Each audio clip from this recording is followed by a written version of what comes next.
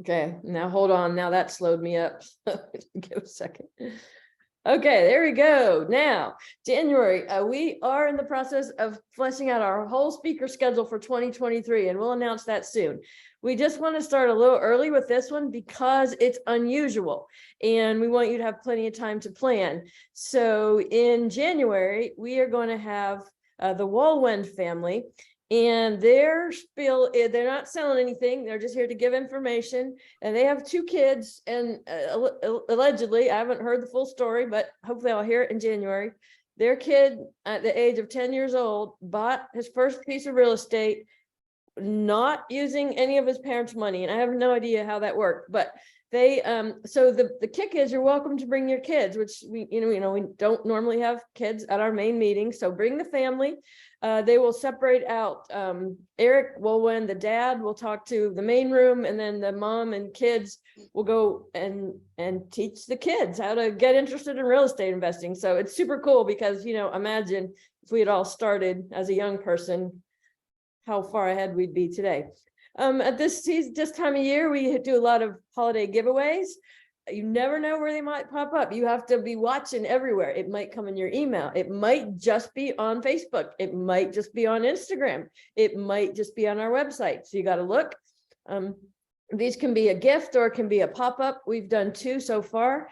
Lionel did a new construction session in Lewisburg, and in the Wilmington area, we did a pop-up on how to set up a short-term rental. We have more in the works, a lot more coming your way. And so just keep an eye on it. It'll go now through December. Actually, these are pictures from the first 2.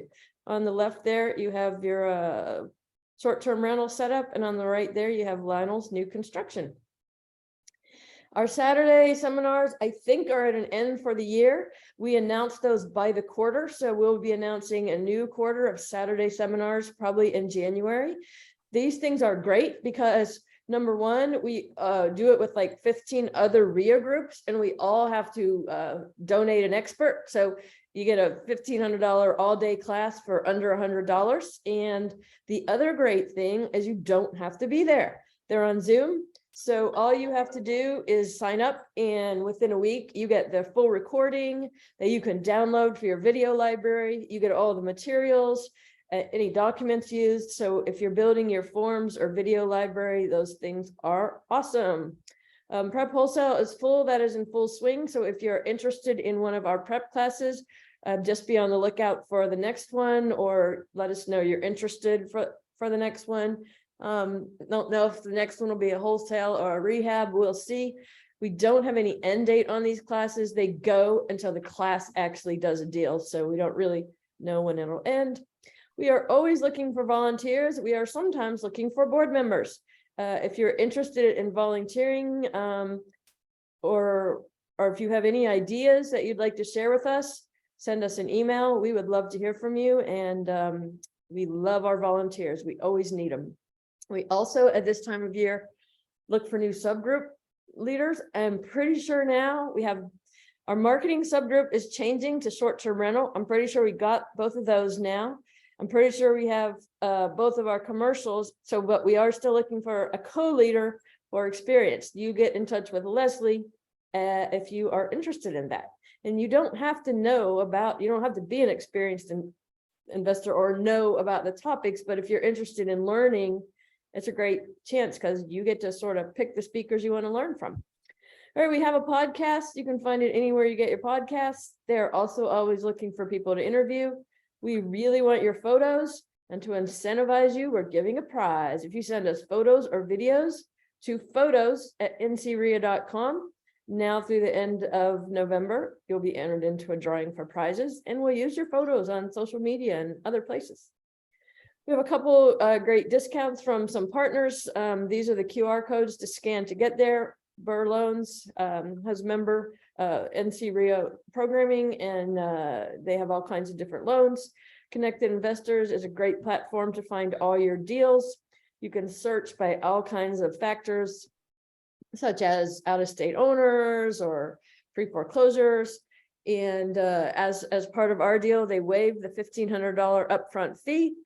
It has free skip tracing. It includes in the national plan forms. It has a social media component. It just is really, really forward and ahead of all the other platforms.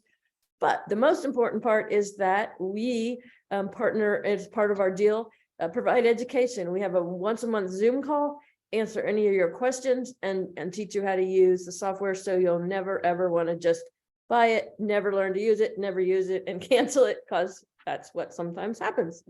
And we have 2 new subgroups in Wake Forest and Lake Gaston. So if you're interested in any of those areas, and that's just an overview of all of our meetings, about half of which are in person and half of which are on Zoom. I saw Bob Sleeves come back on. Bob, we wanted to give our vendors on the call a very brief 10-second introduction, if you'd like to say anything.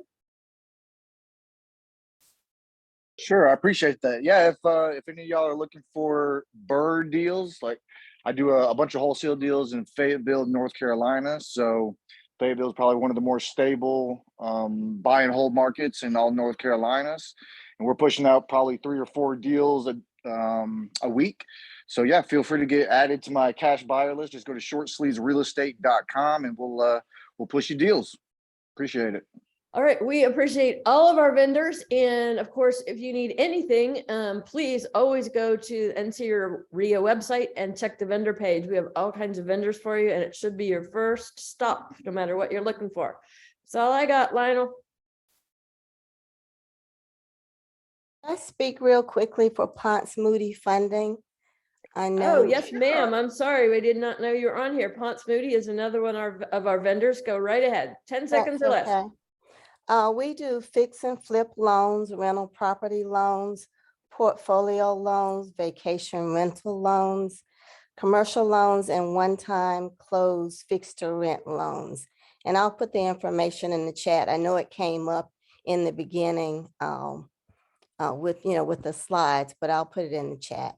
Yes, ma'am. And tell us your name. I'm Angela Lucas. Sorry. Oh, I've that's just all right. started Angela, with- say hey to Ponce for us, and thank you so much for being here. Okay, Lionel, now you can really take it.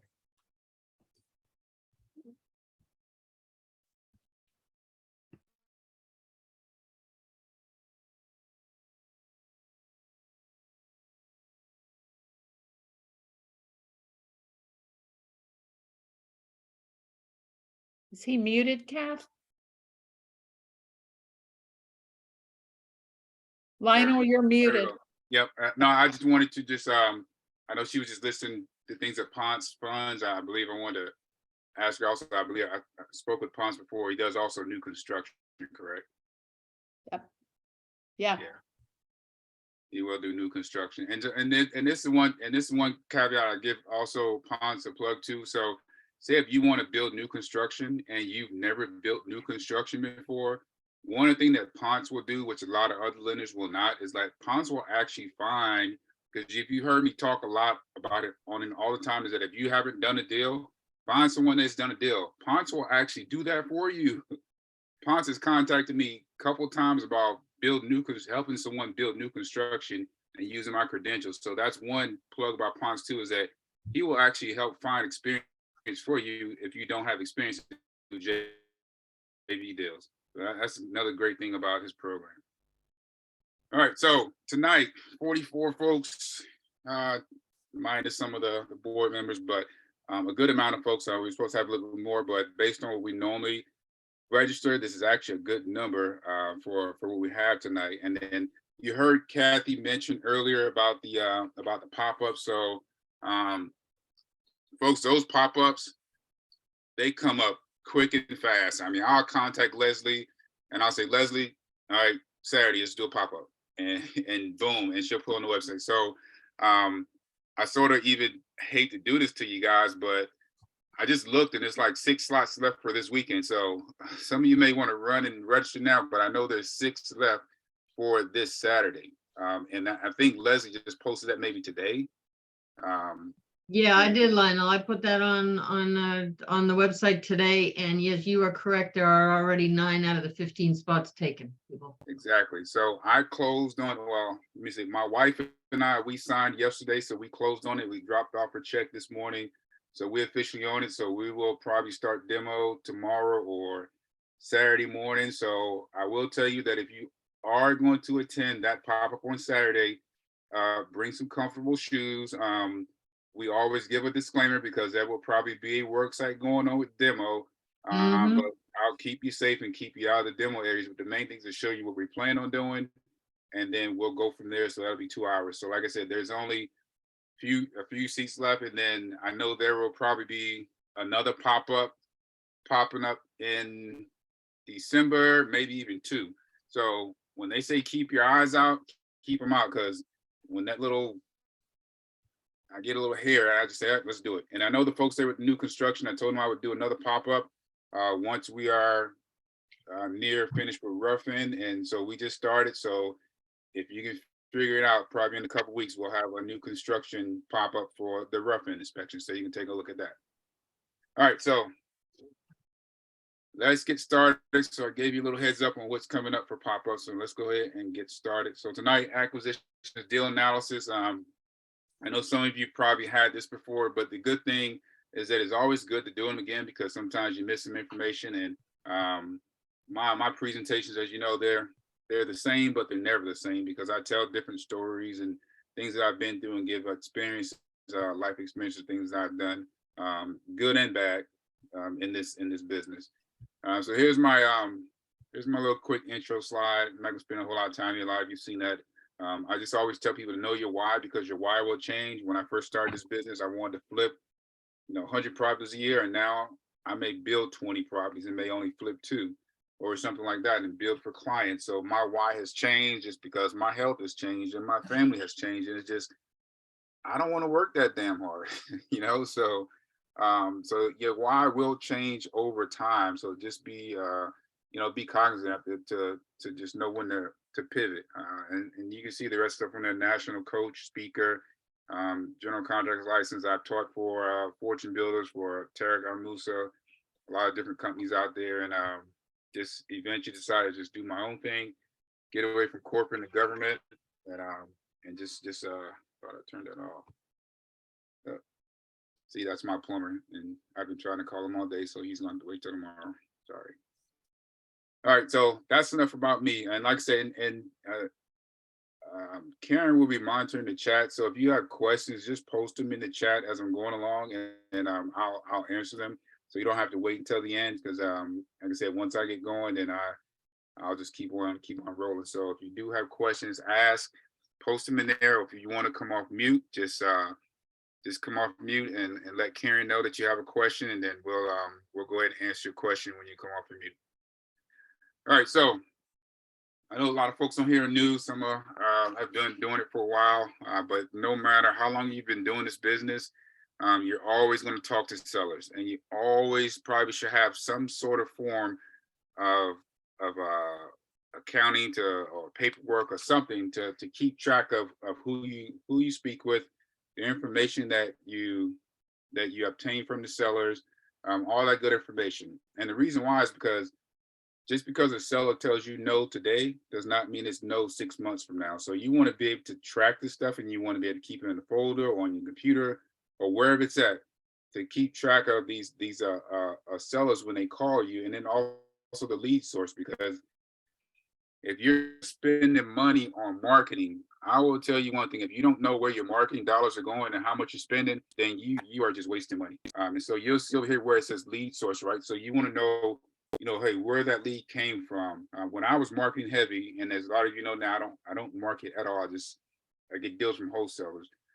But if you're marketing really heavy, and if you're doing a absentee owner campaign and maybe foreclosure, and you're doing maybe postcards or you're doing texting, you want to know where that came from, right? Because you want to track what's working, and you want to know what's working and what's not working.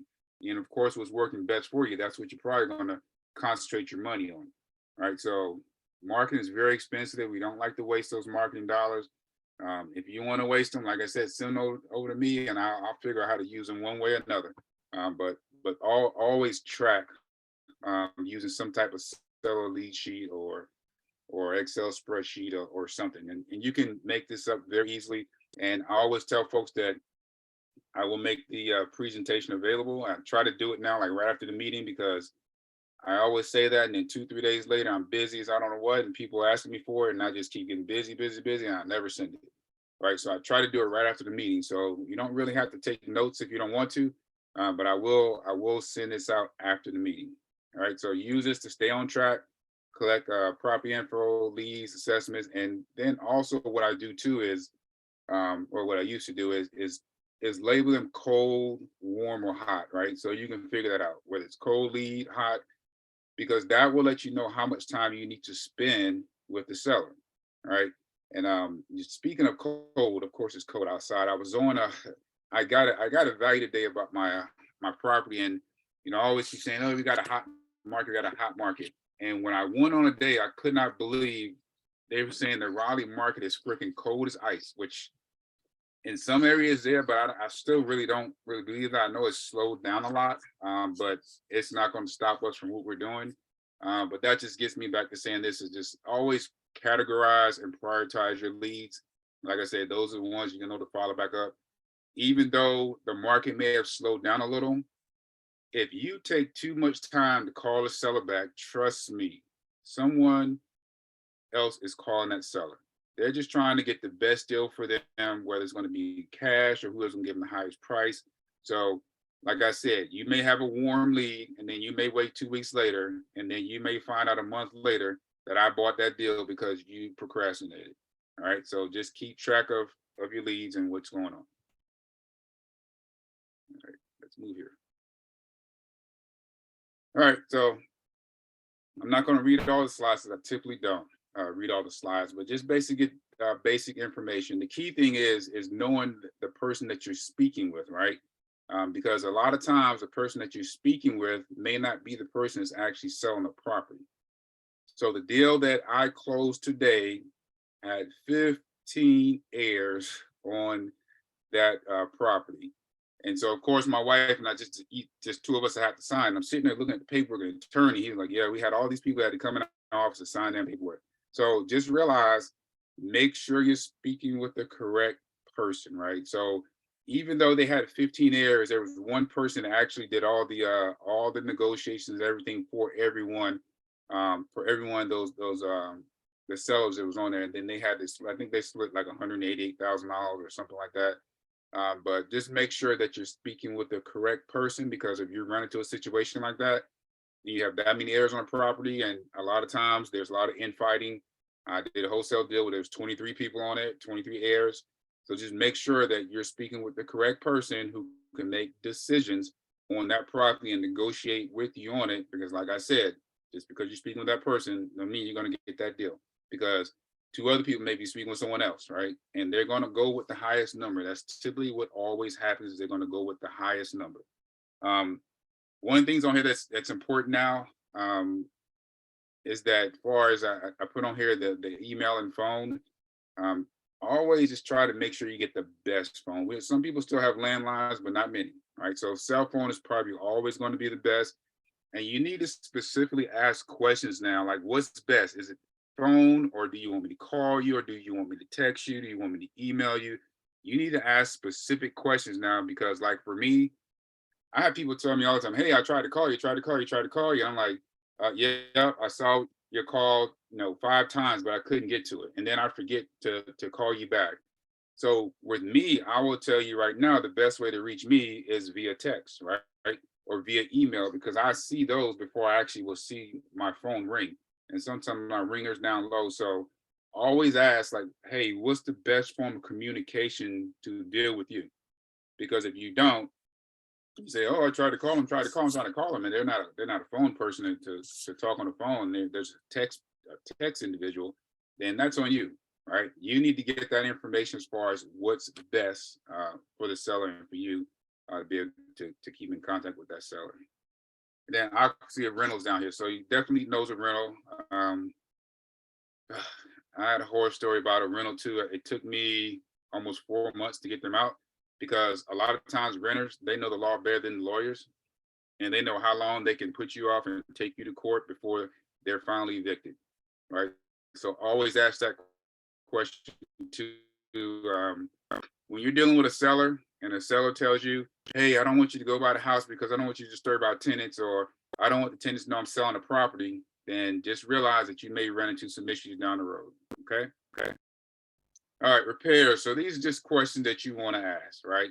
And the reason why you ask all these questions, folks, is because just because a seller calls you, you don't just get in your car and drive out there and look at all this stuff because you get a phone call from a seller, right? You need to do what we call desktop research and desktop analysis, which is get a lot of this information before you even go out there, right? When I was doing this like really heavily, like I would have 3 screens up when I'm talking to sellers, and literally when they're talking to me, because if you're doing most of the talking, you're going to miss a deal. You're talking too much. If you let the seller talk, they're going to give you mostly all the information you need. And while they're talking, I'm researching. They give me the address. I'm on WakeGov searching, looking it up. I'm in Zillow looking stuff up. I'm in the MLS looking to see if they had it listed before or if it's listed, right? Because you need to ask that question. A lot of times when sellers call you, they may have had the property listed or may still have it listed and can't sell it because it's too high, right?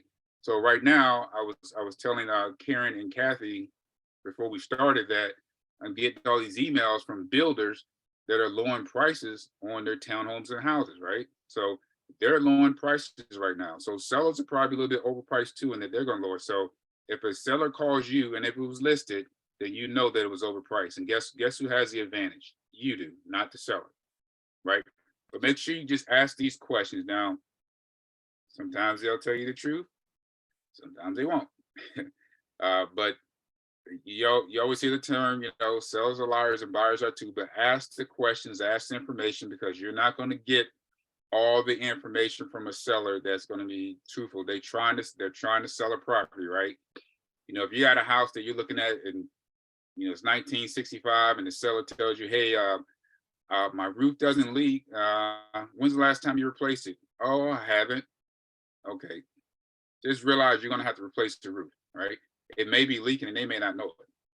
So just all these different things. There's a lot of, and you see everything that I have on here, especially from 1, 2, 3, 4, 5. These are big heavy hitters. And then of course, termites, right? These are your big things. These are the big ticket items that's going to cost you a lot of money. A lot of money. It's not that I hate houses with pools, but I just did a house in Sanford for a gentleman, and he had a 203K renovation loan.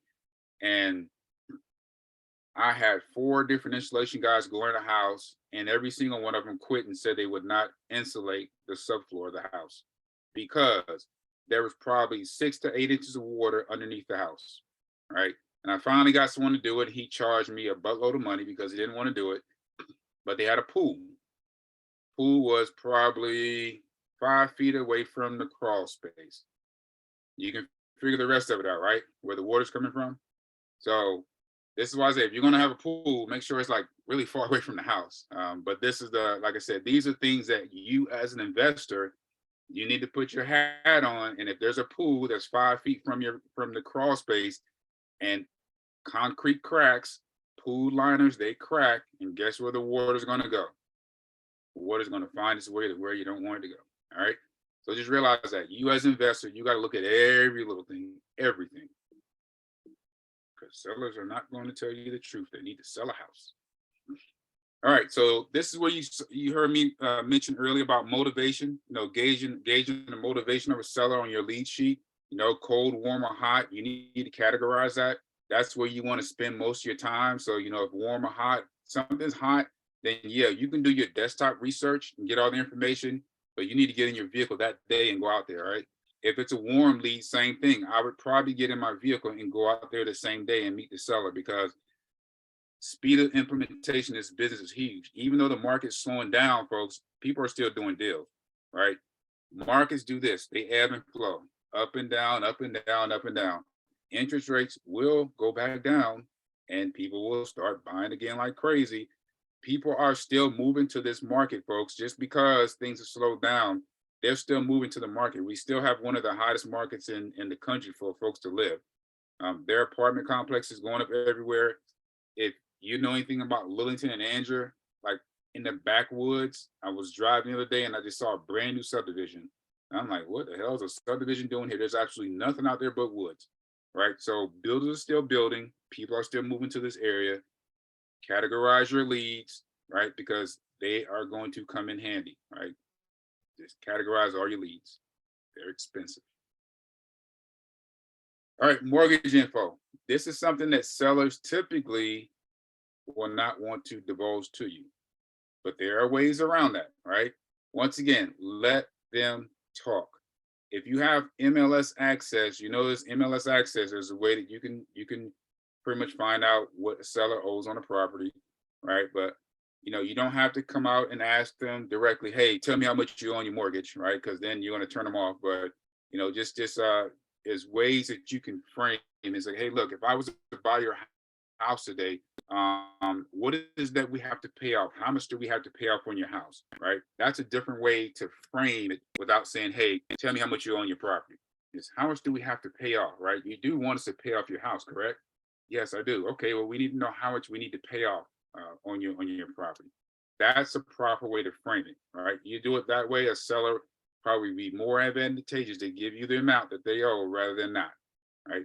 And then you see some of the other things on here too. Typically, if a seller contacts you and they're in trouble, and if you think of like divorce and they're behind on payments, they're pre-foreclosure, then all these other things are going to come with that, right?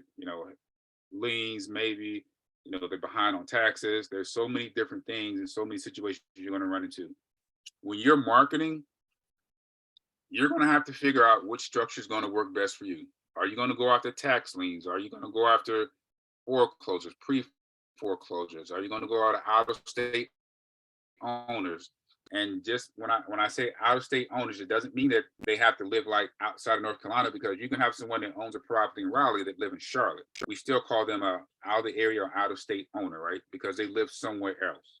So it doesn't mean necessarily that, hey, they live in California, but just means that they're just not in this area, or they could live in this area like I do and have multiple houses, right? Because I still get literature too that says, hey, sell me your house. Hell no, I'm not selling my house. No. All right. Pricing. All right. So making offers. So how do we frame that, right? How do we frame it? So basically, I never give a number first. So it's just like playing cards, right? Whoever shows their cards or whatever is going to lose first. So if whoever gives that number first is typically going to be at a disadvantage, right? So when you're speaking with a seller, you need to frame it. You need to be smart about it, right? It's not, okay, hey, how much do you want for your house? That's not really how we do it.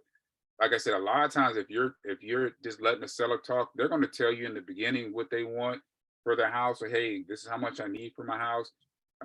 Hey, yeah, I want $200,000 for your house, and you keep that right in the back of your mind and you write it down. And if you got multiple screens up, and if you've done your formulas, you know that you can't offer them $200,000. And then that's when I get into the situation like, hey, earlier you said that you needed $200,000. Hey, what are you gonna do? Are you moving out of state? What is that you need $200,000 for? Like, if I bought your house in the next 24 hours, what is that you could live with within the next 24 hours if I bought your house? If I just was to buy it in 24 hours, could you live with $175,000 if I bought it in 24 hours? All right. That's how you have to frame it, because a seller's going to give you sometimes some outrageous numbers, or a seller could just be in a certain situation. When you have people that call you, they're pre-foreclosure, foreclosures, tax liens, and all. Look, they're not in a position to like negotiate really and tell you what they want, right? You're actually in the driver's seat. You're not trying to rip them off. You want it to be fair, and it has to be fair for everyone. But once again, you have to frame it. You have to be flexible, and they have to be flexible. We always use the words cash offer, and people get hung up on that word of cash offer, because if I'm using a private money lender, or if I'm using a hard money lender, or if I'm using a bank, I think it's all cash, right? So it doesn't matter. People just get hung up on that word. So that's the word you use to your advantage, is that, hey, this is going to be an all cash offer.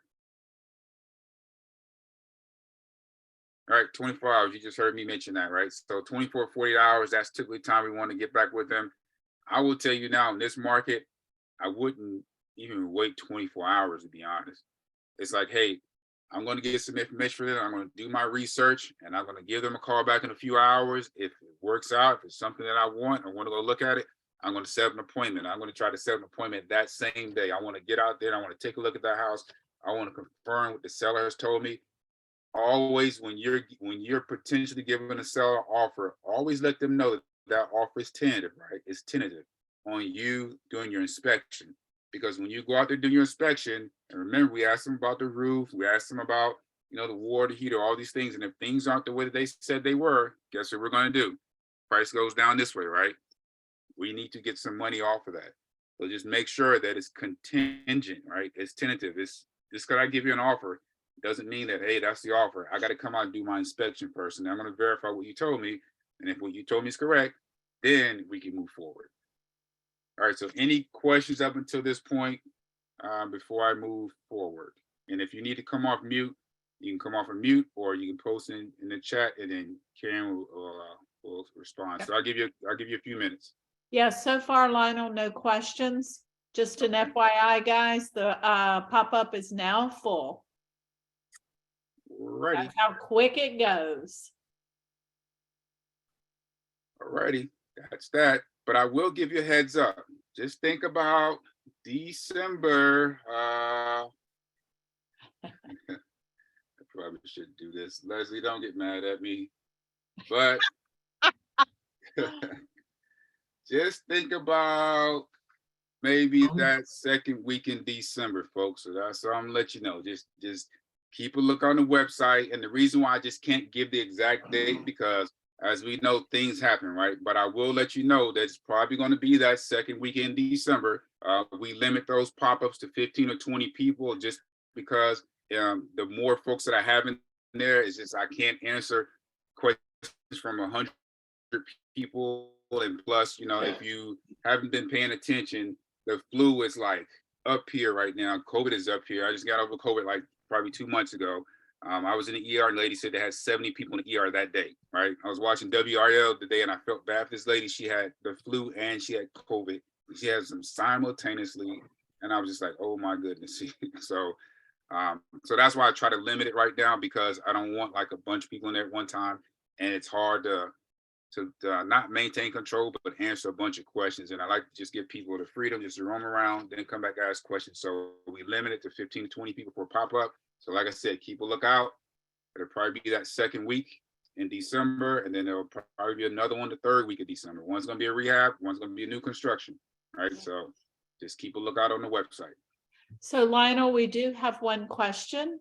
For someone who is doing their first deal, should they have a professional look at the house to estimate repairs, or is there a way to calculate on my own? So that person that asked the question, so I know that that you probably didn't attend the last estimate repairs workshop. However, Karen, when are we looking at the next one? I think if you're okay, we're looking at February.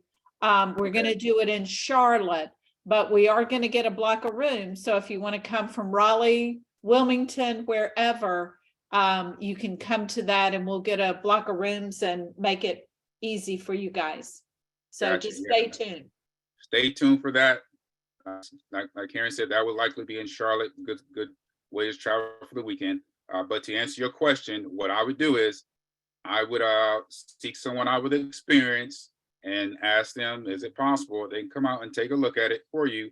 I do know there are folks on here, including myself, will do like a trip fee. And I just did one the other day to Mebane, and I did trip fee for like $75. So it's just to put gas in my car. I went out, evaluated the house for, and went and told her, I was like, well, everything.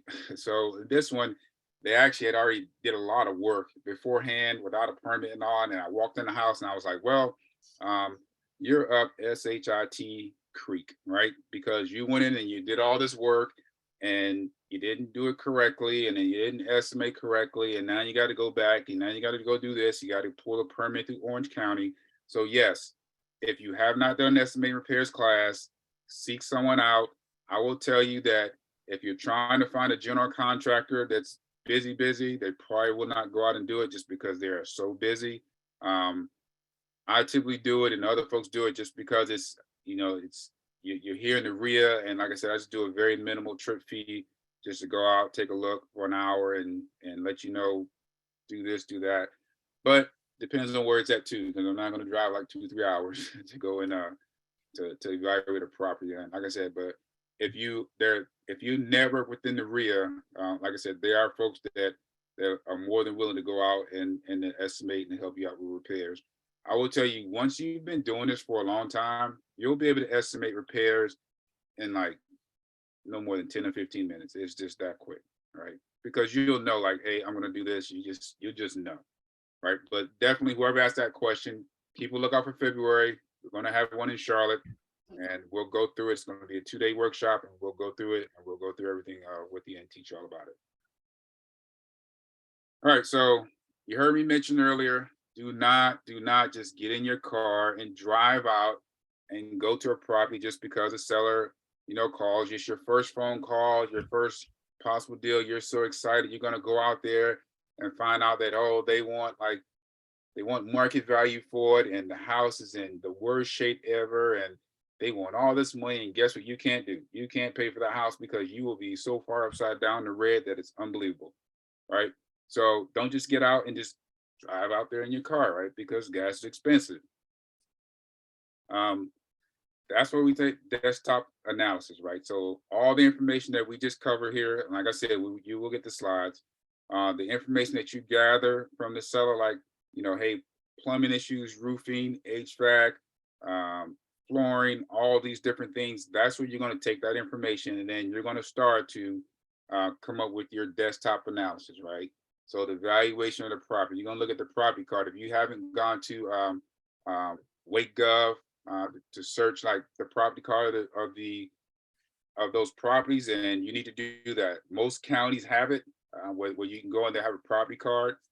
They won't look as good as like probably Wake County or Durham, but they do have them out there. Harnett County, they have it out there. It's very basic, but you want to make sure you get that information. You can also go to a lot of the free sites online, like of course Zillow.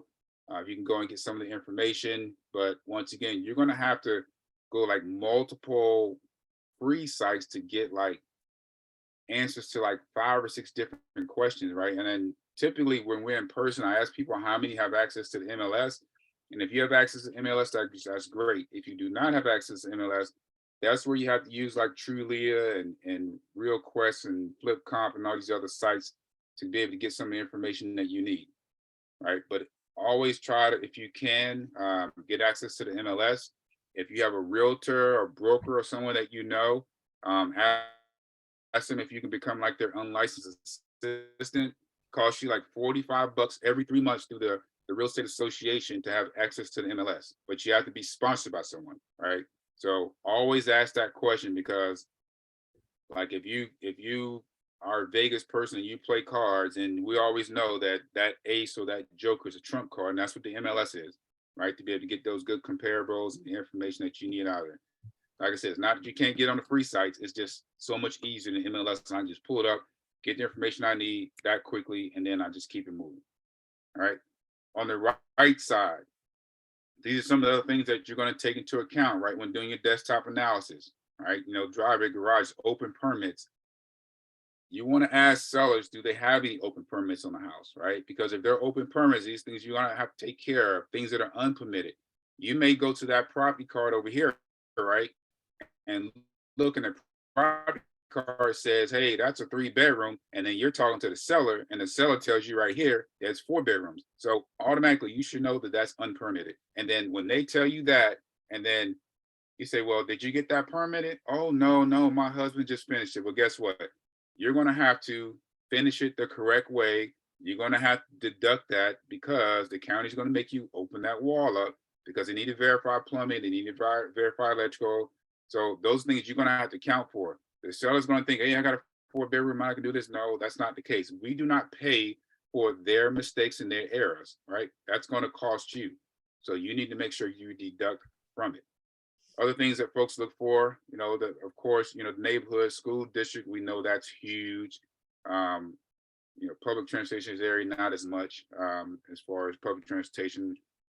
Bunch of universities here, but these are things that you need to look for, right? If you're looking for things in other areas, look for these type of things like that. The estimate repairs workshop. I hope that we do. The area that we're looking at is I think near UNC Charlotte, and I love that area. And like some of these things we're talking about here, this is what you're going to see in those areas. Like, oh, this is what people are looking for, because guess what? It's, there's public transportation, the schools right here, this, that, and shopping. So I would implore that even if you have attended a workshop before, maybe you attended again in Charlotte because you fell asleep for a couple hours. I don't know, but it's just a good way to just to get away too. And also you take those events as networking opportunities, even though you've attended them before, because it's a different market, right?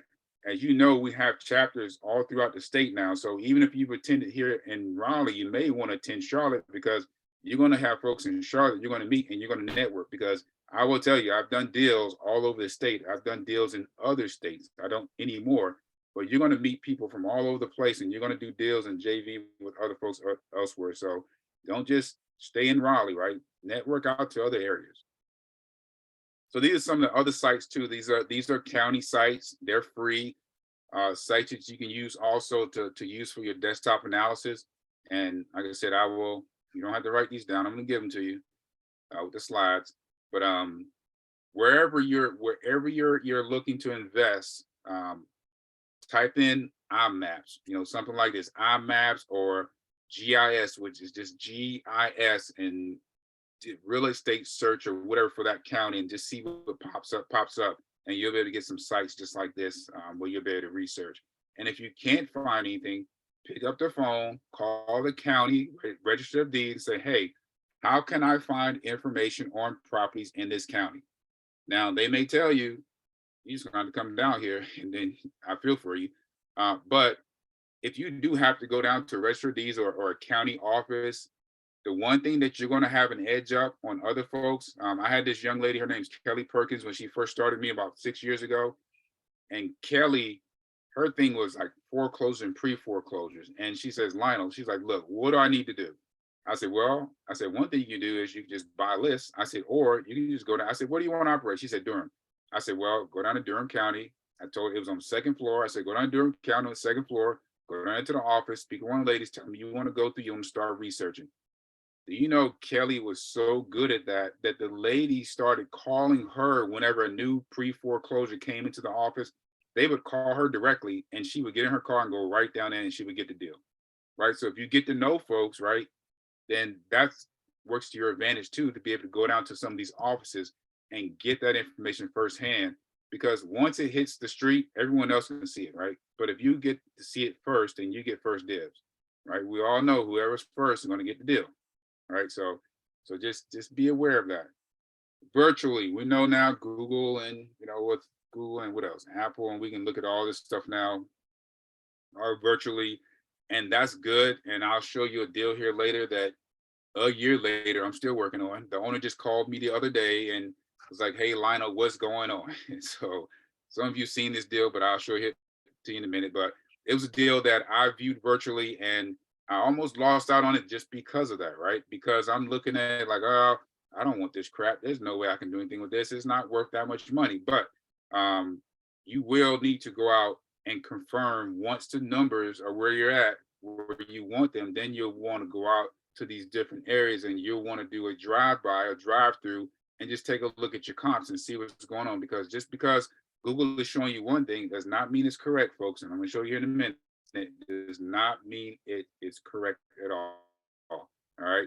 So we talked about this, setting up that seller appointment, and then you want to go out, drive out, you want to check your comps. I usually have 3 or 4 comps that I want to verify, but I will tell you right now, and this is my disclaimer, I look at comps, but I don't go by comps. Right. I'm normally $20,000 to $30,000 over comps is where I'm normally at when I sell a property. I just look at comps, say, okay, yep. That one sold for $350. Damn it, I'm selling for $375. That's just me, all right? Because I like to push the market. I like to push comps. That's just what I do. All right, so get that seller appointment. Go out. You want to verify your property pre-evaluation. This is what I was saying. You want to drive by. You want to get all this information. You want to look and see what's going on. But I will tell you right here where it says closed. This is really what we go by, right? We want closed comps. Anything that's closed within 12 months, 6 months to me is preferable. But anything within 12 months, we're looking at closed comps. Pending active, we can all look at that. But if it doesn't close, it means absolutely nothing. You're not really supposed to use it as a comp, right? Because just because something like the house that I closed on today, there's a house across the street, and I said, well, let me go and look and see how much it's selling for. I went in there and I saw that house was pending, right? And I know that it was listed for $320,000. It has not been renovated. It's 320, but it says pending. But it doesn't mean that just because it says 320, right, the list price does not mean that that's what it's going to close for. So you got to wait for that thing to close and know exactly what the number is. You know, that thing's 320, it could close at 315. And now the way the market is, it may close at 310, or it may close at 370. I don't know. But you have to wait until it closes to get a hard comp on that property. All right, and then when I say have several contracts, a lot of times when I used to do this and go out to properties, I'll get out there and a seller tell me one thing, and then once I get out there, I'm like, no, there's no way I can buy this property for what you want as it is right now. Because anytime that I have a seller and they told me that, oh, they want this, and I see that it's close to market value, and I see that it needs a little bit of work, then and we're not going to talk about subject to, but this is like one of my best strategies. But that's just basically where you can get a owner to just sign a property over to you, and maybe one day we'll do just a class just on subject to, or I know we had a speaker that came in that talked about a lot about subject to, but that is like one of the best options sometimes when an owner is overpriced, is to do that. So I used to have several purchase contracts that I would take out there, because if a seller is acting stupid, then I just give them another option, right? Because they, in the end, if you're going out there, they want to sell their property. It's just a matter of how the numbers are going to work out, right? It's up to you to negotiate, be able to negotiate with that seller. All right, so step one, right? We want to pull comps. We want to review those comps. So we want to look at all of these different things. And when I say status changes, because remember what I just said, it can go from pending back to active. It can go from pending to withdrawn. It can go to pending to close, right? You want to look at all that stuff, you know, sales trends, how the prices change on it. And like I said, I like 6 months is what I like to look at, but you can go out 12 months. You don't want to look at comps for 24 months ago or 18 months ago. It's usually from now 6 months up to 12 months. That's what I look at. Step two, we're going to do, of course, our property review. Like I said, this is when now we need to identify, right? We need to verify, trust but verify, right? Layout changes, red flags, like, hey, foundation issues, mold. Was there a potential fire, right? I think some of you went out to that fire damage property that I was doing out in Durham. If you can believe it or not, we're finally doing rough ends, right? We sprayed that thing down and it doesn't smell like smoke anymore. Replaced a lot of wood. We're at rough end stage now. So you need to look for those red flags or things that inspectors will find when you go to sell the house. And you heard me say that we sprayed that house. So when you spray a fire damage house, you need to make sure whatever you spray it with, it has shellac in it. And typically it's going to be white and has shellac in it. But what it will do, it'll mask the odors. If you get a fire damage house and you do not spray that thing and then you go to sell it, then a good home inspector, they're going to find it. And then guess what? You're probably going to be stuck with a property that you're going to have to rent out because no one's going to want to buy it. Yeah, Period. typically, Lionel, that would be a marine grade primer. They typically have shellac in them. And you need to spray everything. Everything. All right. And then drive the comps. You heard me mention earlier, drive the comps, because we're trying to lock in our ARV at this point. We need to get a good ARV on that property. If you don't know what ARV is, that's after repair value. So we need to lock in our budget, and we're locking in the ARV. What we're doing at that point. All right, so some of you that was in the last estimating repairs workshop, you saw something similar to this, where we had numbers in there, what things will cost. So you need to create something like this and ask around for folks in the RIA that have something similar to this, and just have you like a little estimator of what things will cost to be repaired. But like I said, you will, if you attend the next estimating repairs workshop, you will get something similar to this that we give out at the estimating repairs workshop, and it's going to help you to be able to estimate repairs exactly exactly what something costs per, sheetrock and per, well, it's even hard right now to even gauge materials because they go up and down so much, but this is still just a good start. And then you have to still go out and verify these costs.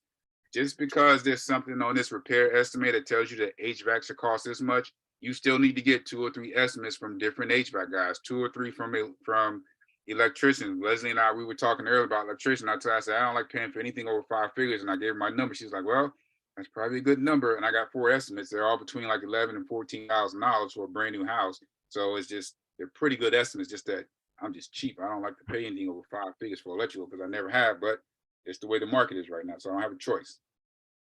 But still moving along, right along with desktop analysis, ARV, the repair estimator, and comps. That's what you're going to need right there to come up with your good number. And you see the MAO. MAO is a maximum allowable offer. Now, I know some of you, if you were in that last repairs estimated workshop, you heard me say, I don't use the MAO, right? So just because I don't use it does not mean that you shouldn't use it, right? And the reason why I say I don't use it is because I go by ROI, which is return on investment. Because if I use the MAO and the MAO tells me that I should only offer $275,000, but the seller wants $280,000, right? But then my return is still going to be $85,000. Well, the MAO could screw me up from making $80-some thousand. So that's why I don't really use it. I'm not telling you not to use it because I think it's more of, like I said, for wholesalers and rehabbers, they do use that. But for me, I don't, right? And I tell people a lot of times, I say, hey, don't do what Lionel does because I don't want Lionel to get you in trouble. But I'm just telling you that I go off for the return, right? I'm looking at the bottom line of, I'm going to make $80,000. So fine, I'll give them an extra $5,000 if that's what they want, no problem at all, right? But if you look at this side over here, like I said, this is the formula for the MAO, and you have to include even the closing costs in that, right? What is Leslie, like typically what, 5%, 6% closing costs? I usually estimate if you're using a listing agent, I would estimate my closing costs at 6%. 6%, there you go. All right, so just keep that number in mind. 6% is a good number. So you need to make sure all that stuff is included, when you're making that offer to the seller, or when they come back to you. All right, so this is the house. I've shown this now like on 3 presentations, folks, and this is how long sometimes you have to stick in a deal, right? And this seller called me. His name is Mr. James. He called me 2 weeks ago, and it's been so long that he called me. He's like, hey, Lionel, how you doing? And I saw the name, and I'm like, James. I'm like, who the hell is James Downey? And then it dawned on me that this is a seller for this house, right? Because I've had it under contract for over a year, and I talked to him a couple times. But this is a really tricky deal because he has a house in Oxford that I have to finish for him before he will move out of this house in Durham, right? And so that's why it's one of these tricky deals, and that's why I still show it, because I still have it under contract over a year later. But this is one of those where I want you to pay attention, because this is where Zillow is not always correct, right? Because just because Zillow shows you something that's here on the best when you're going through, when you go out and do your actual driving the comps, which is why we tell you to drive comps, there may be something completely different. And that's what happened to me on this one, because when I saw this and the seller told me they wanted $240,000, and I was like, okay, they're looking at this estimate, but I'm looking at the comps and I'm like, I'm not giving them freaking $240,000. I can only sell for $300,000. That doesn't make sense to me, right? And I was like, nah, no deal. And he's like, what do you mean no deal? We got all this stuff going up around here and blah, blah, blah, blah, blah. And on this street here, I didn't realize on this street, this is like the bar district. So everybody likes to walk down and get drunk and all this stuff. So, and I didn't realize that. So I was like, you know what? He's saying and all this stuff, and I need to do a little bit more research and see what's going on. So this is the house right here that I just showed you, right? And this is the house that was right behind it. And so, because I'm doing all this stuff on desktop analysis, desktop research, and I'm like, well, how is this piece of crap I just showed you, but how is this piece of crap here assessed at this amount here, right? But then when I went out and drove it, I found out that this house was actually this house.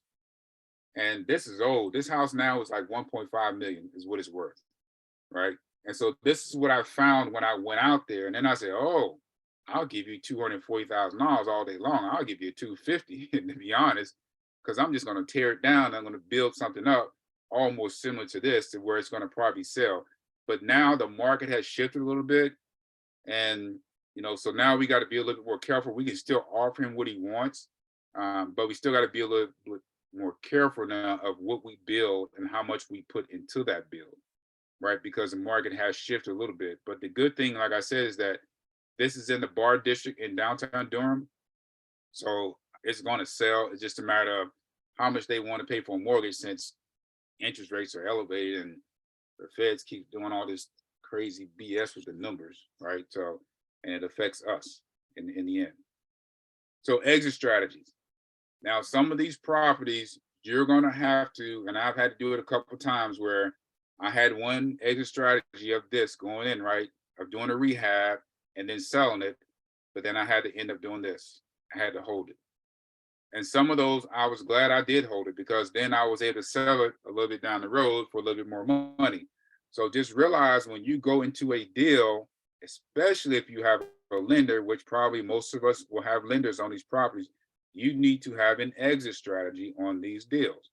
If you don't have an exit strategy, folks, you will get yourself in trouble, because there's a young lady right now out in Wake Forest, and I'm getting ready to hammer her on a deal. And I've tried to work with her, but she's gotten herself in a lot of trouble, right? So you need to have an exit strategy. If you get into trouble and you figure, hey, I got to flush this and sell to somebody else, then sell to somebody else, do something.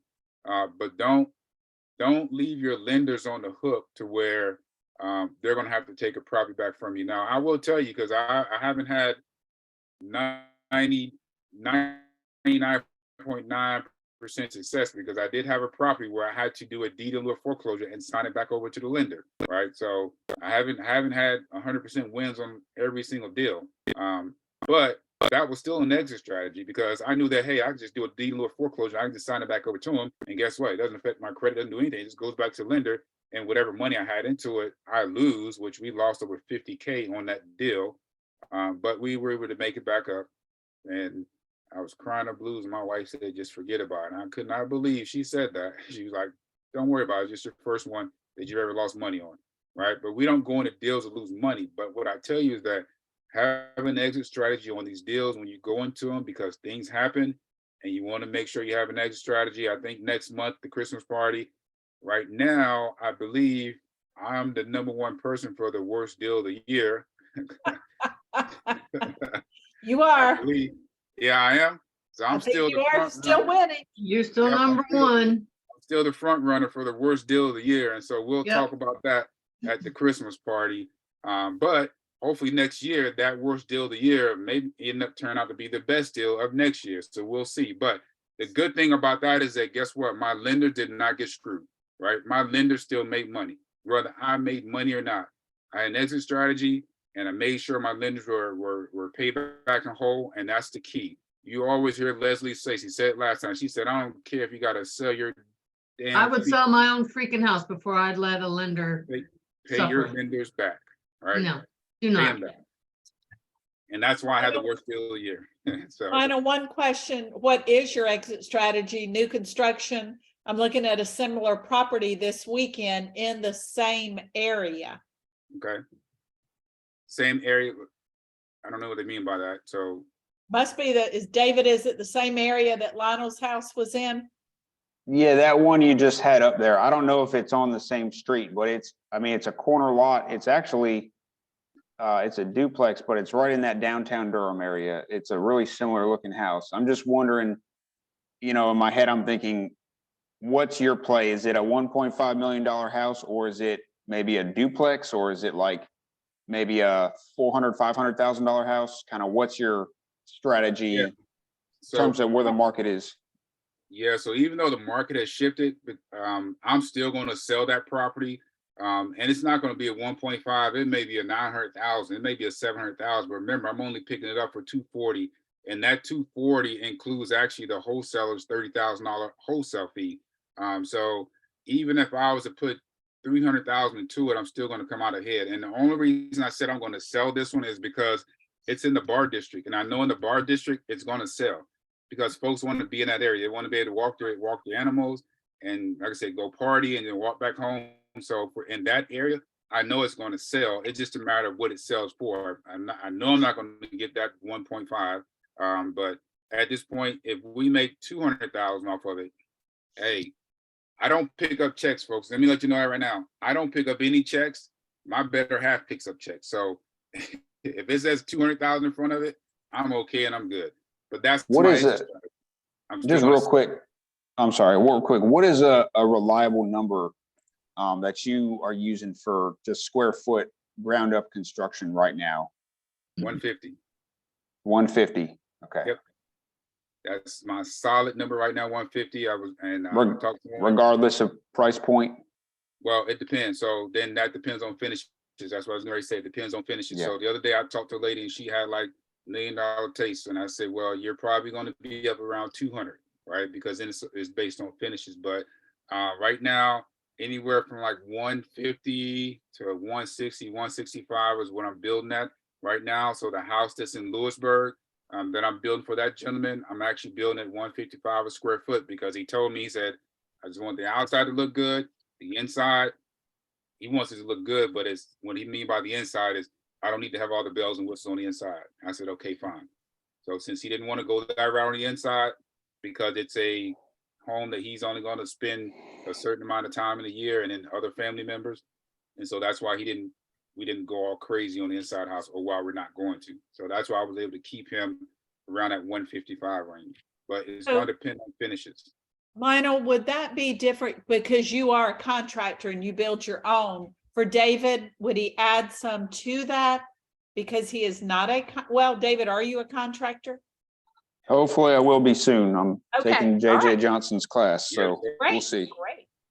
Perfect. Yeah, so it's actually the same. So it would be the same for David. It's actually the same. Okay.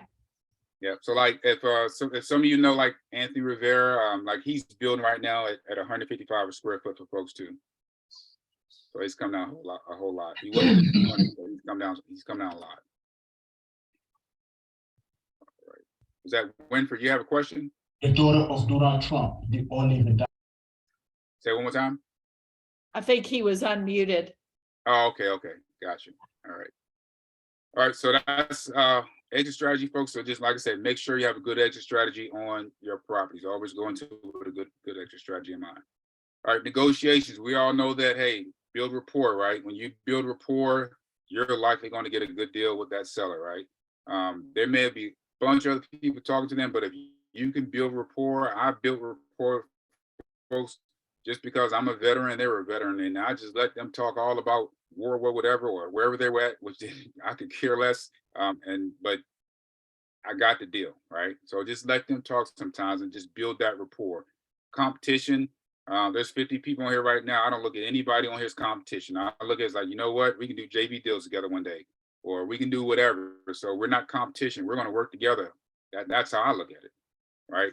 And then knowing, like I said, different personality types. This goes into a whole nother thing of disc profiles and all that stuff, and learn about people and just learn about yourself too, right? And people being decisive, indecisive, and just even yourself, right? So, but that's disc profiles. If you look that up, it's I think it's DISC, right? Disc profiles, and you can look that up.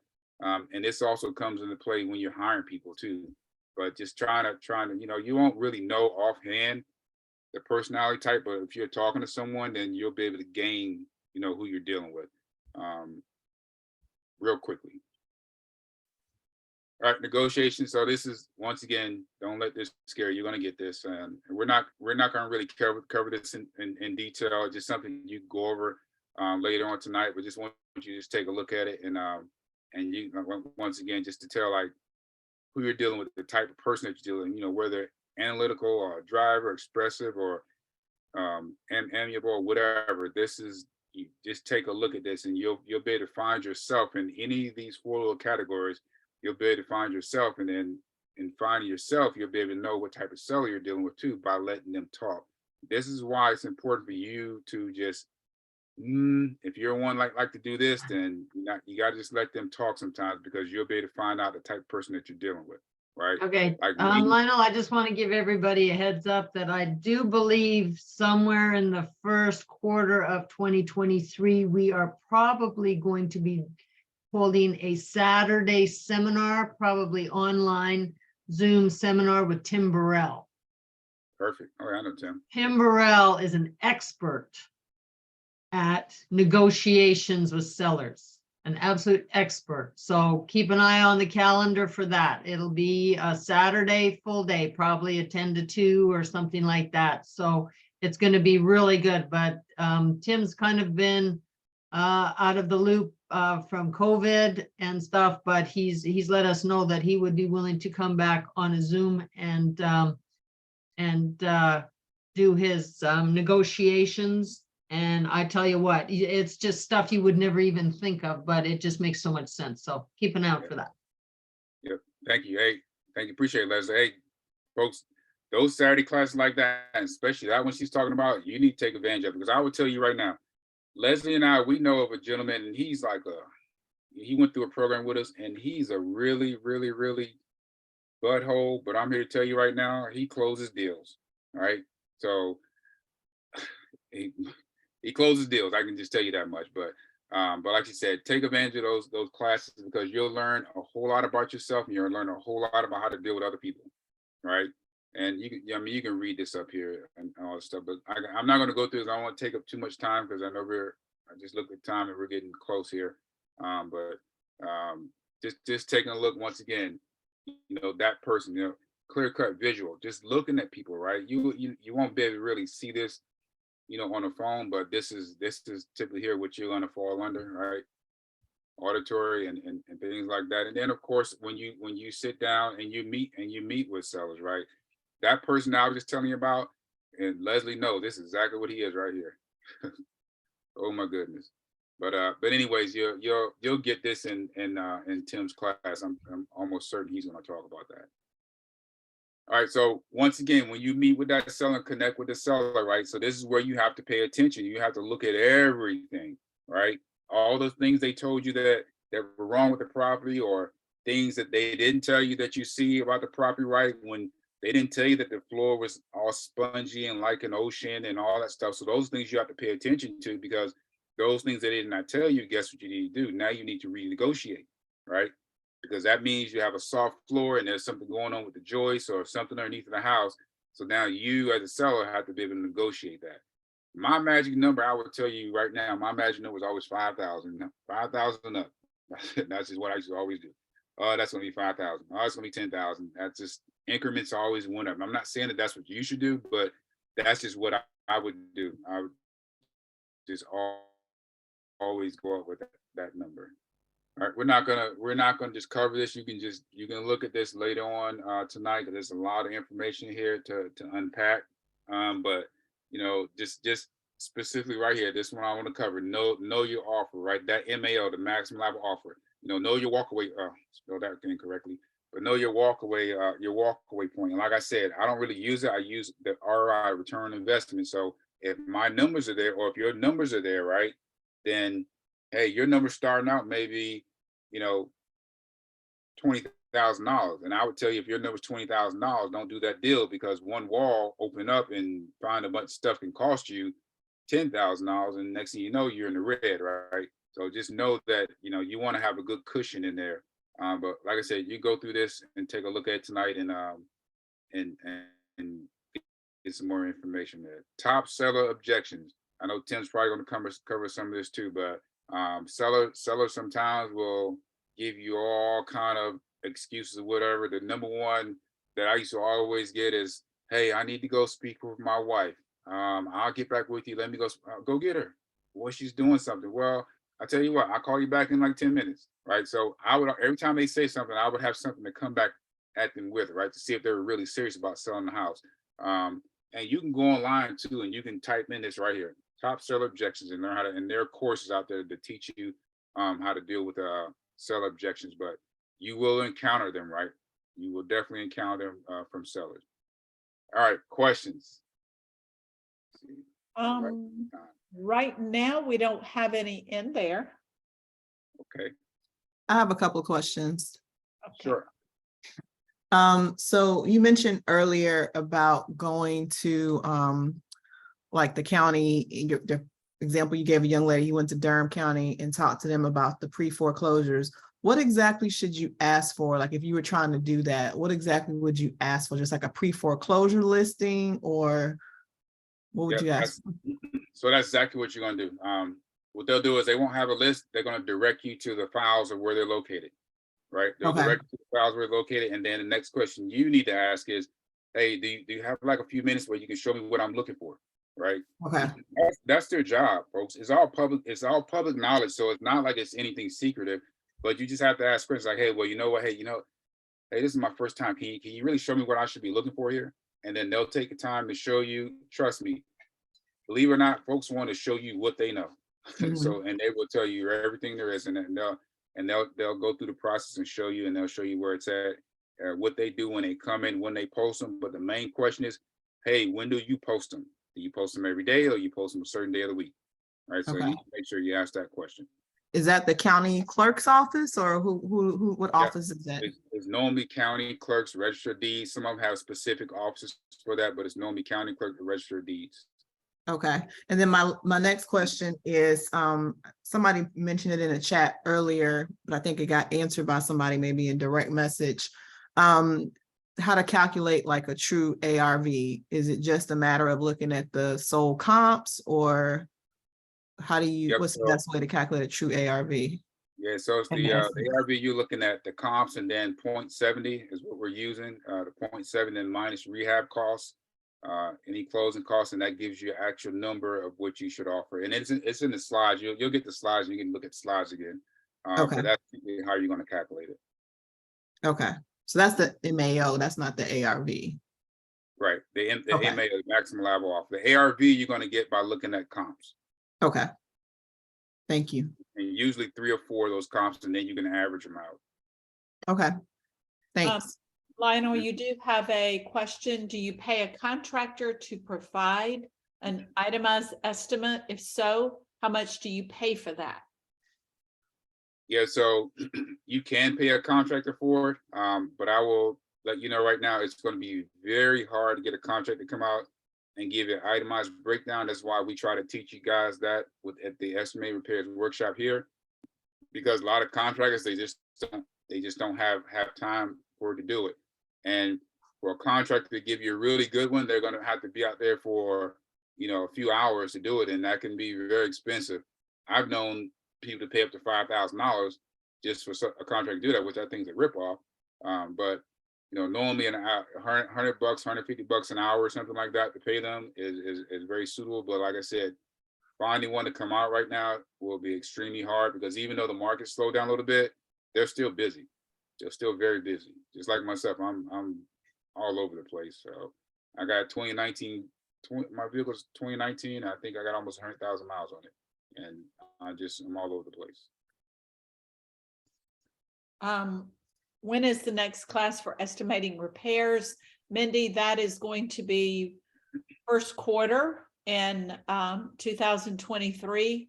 Most likely, we'll probably do it somewhere in the February area, and we'll be doing it in Charlotte, but we will again get a room block.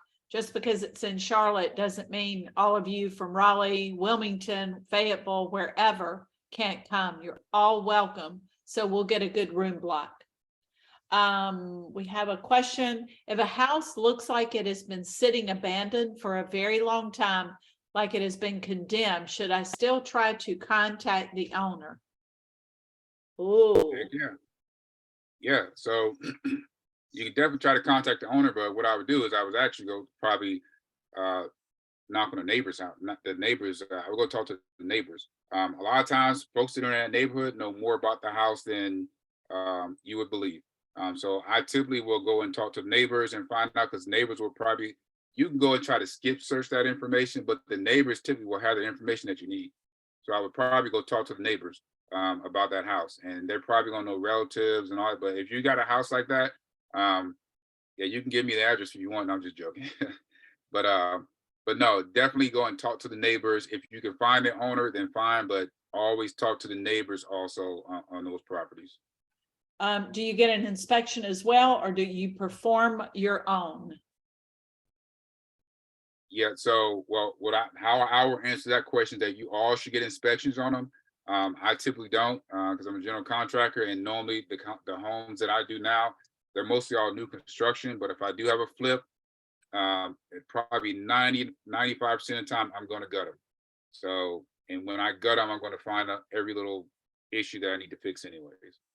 I know the one Leslie just did up at the lake, she gutted that thing with all that cat urine and everything else that was in there. So far, that is it. Guys, if you have any more questions real quickly, put them in the chat. We want to be respectful of your time. So please, because I think we are out of time, but if there are any more questions, we are always available too. Did you get her window? Oh, how much is the estimating repairs class? Lionel, do you remember? It was, do you remember what it was? I want to say it was, oh, somebody just put it in there. There you go. 275, yeah. And I forget what it is for, like a group or something. I think it's like 300 or something. I don't remember. Yeah. So we'll be kind of trying to get that together soon. We'll also be getting together the 2023 calendar. So just look for it. If you don't have any more questions. Well, I think someone did. I think someone did have a question for Leslie, but I don't know if you want to hear Leslie's answer now, because I think it was. Yeah, about, I don't think you want to hear it, Daryl. What did he ask, Daryl? Did you get that window?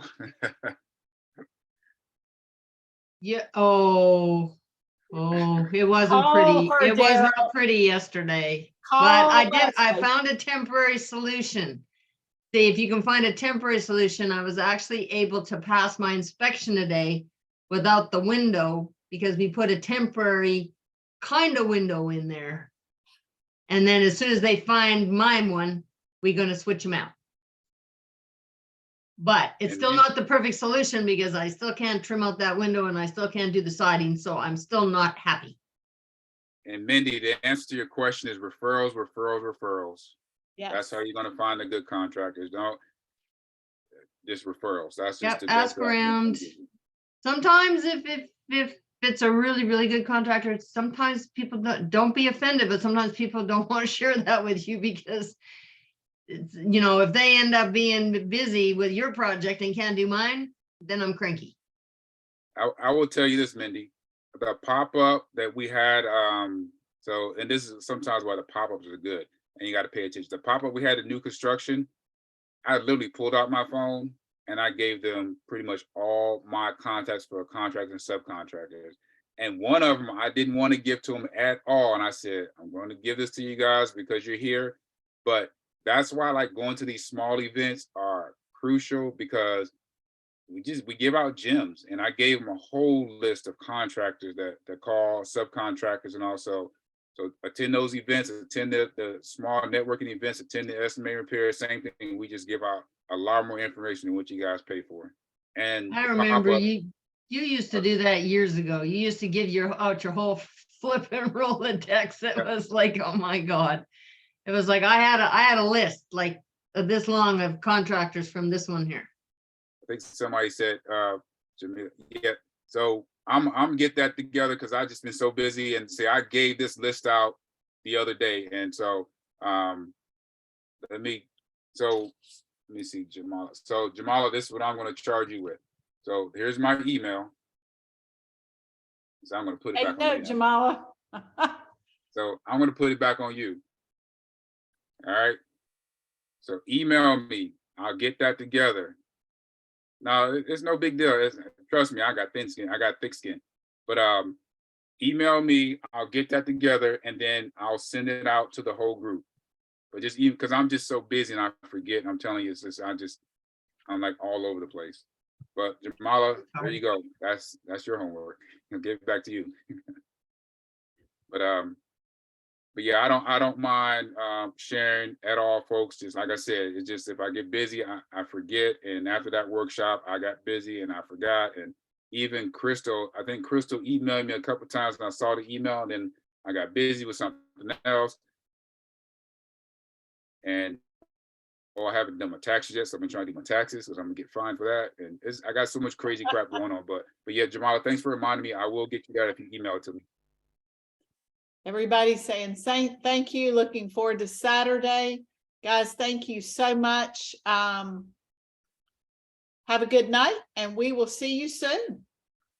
Take care. Stay safe, everybody. Bye.